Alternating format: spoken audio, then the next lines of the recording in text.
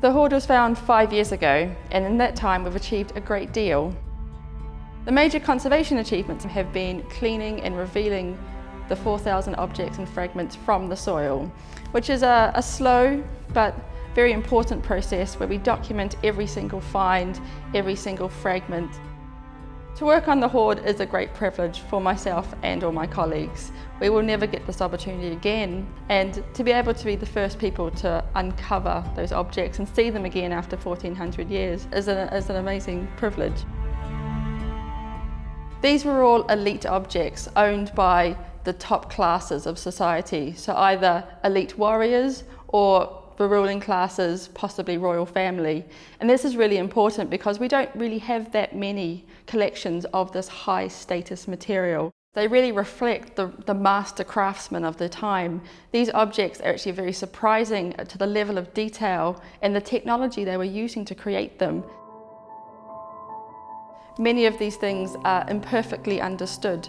We have glimpses of how they managed to do soldering and cut garnets, but at this point we're actually not sure.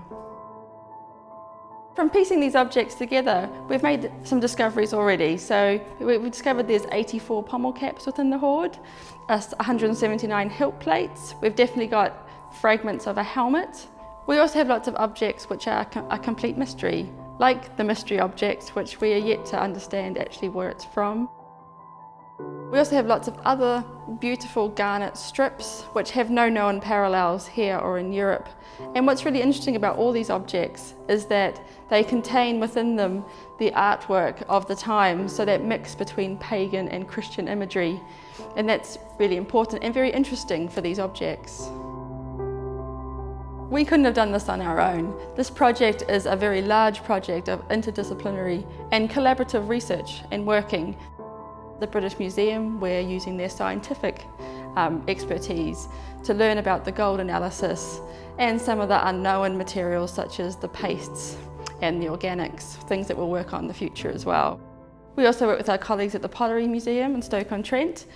Lincoln University did lots of the x-raying of all the hoard materials, and we did some work early on with the Lourvre also as well. So lots of institutions pulling together to learn more.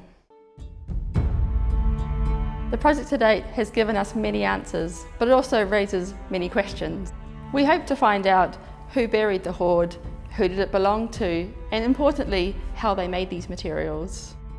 We're doing two things in particular in the next stage. Firstly, we'll look at the organic materials, the horn, the bone, the pastes, to help us understand how these objects were constructed. And we'll also be using an exofluorescence to help us understand the alloys, both of the gold and the silver.